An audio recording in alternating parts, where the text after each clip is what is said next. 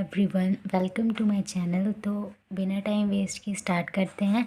आज का जो हमारा टॉपिक है वो है क्लॉटिंग फैक्टर। पिछले लेक्चर में हम लोगों ने क्लॉटिंग का मैकेनिज़्म पढ़ा था कि ब्लड क्लॉट कैसे करता है। तो अब हम लोग वही समझेंगे क्लॉटिंग के बारे में कि हमारे ब्लड में कितने तरीके के क्लॉटिंग फैक्टर्स पाए जाते हैं। ठीक है, तो हमारे ब्लड में there are 13 clotting factors in blood. ठीक है, हमारे ब्लड में 13 क्लॉटिंग फैक्टर्स पाए जाते हैं, जिनका कि सबका नाम मैंने लिखा है।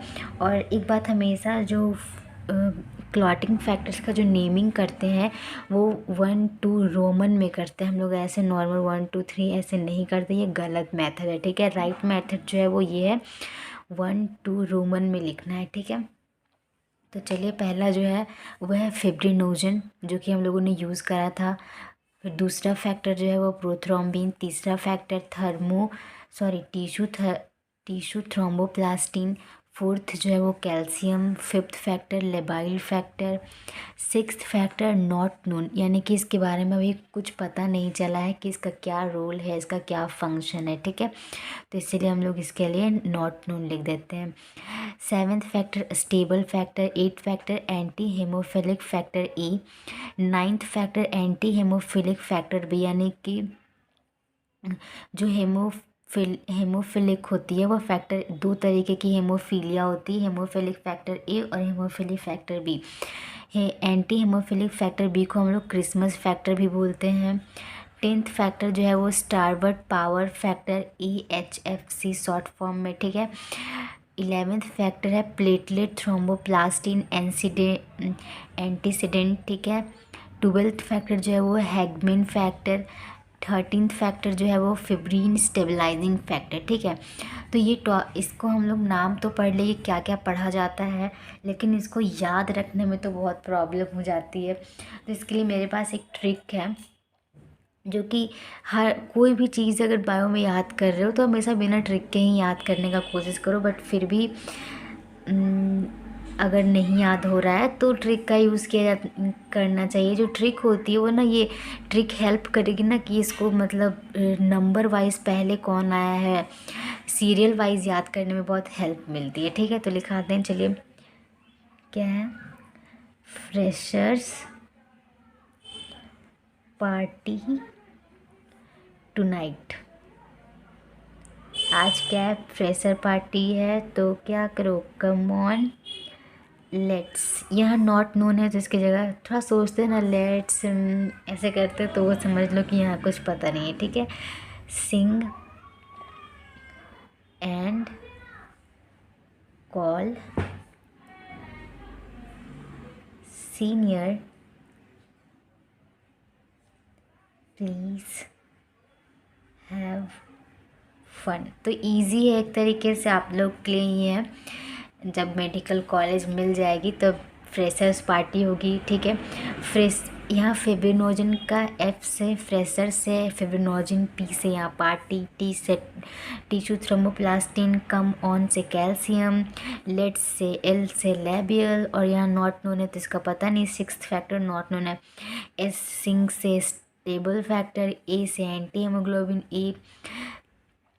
उसके बाद फिर सी से, यहाँ से क्रिसमस फैक्टर से सी करना। ठीक है, क्योंकि और कुछ मतलब सूट नहीं कर रहा था, इसलिए क्रिसमस फैक्टर को ये दोनों नाम, बाकी का दूसरा नाम भी होता है बट उतना ज़रूरी नहीं है, लेकिन इसका याद रखना है। ठीक है, फिर स्टारवर्ट पावर फैक्टर, ये एस से हो गया। पी से प्लेटलेट्स, हैब से हैगमेन, फन से फिब्रिन स्टेबलाइजिंग फैक्टर। तो क्या है?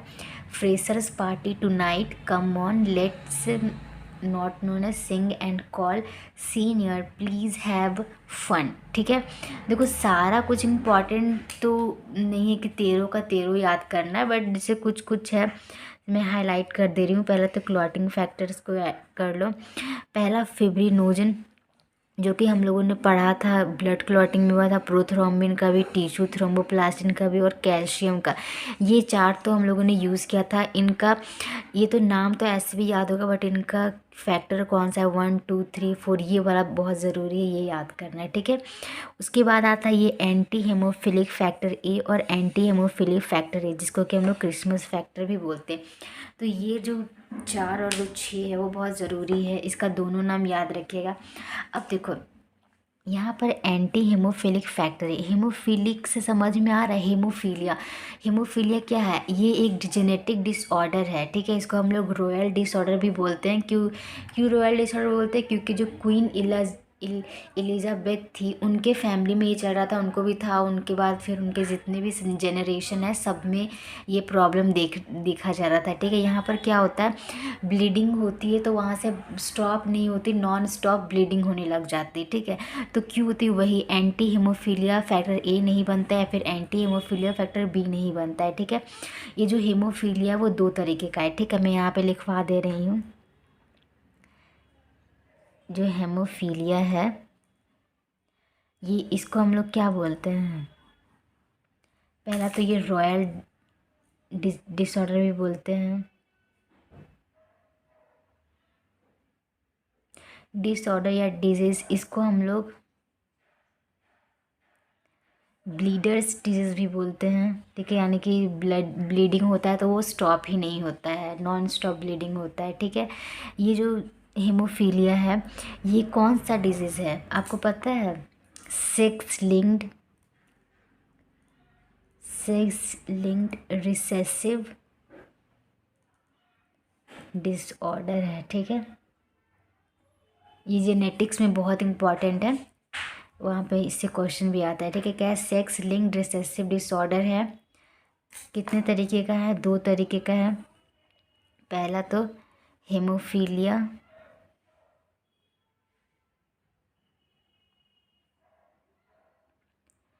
हेमोफीलिया ए, दूसरा है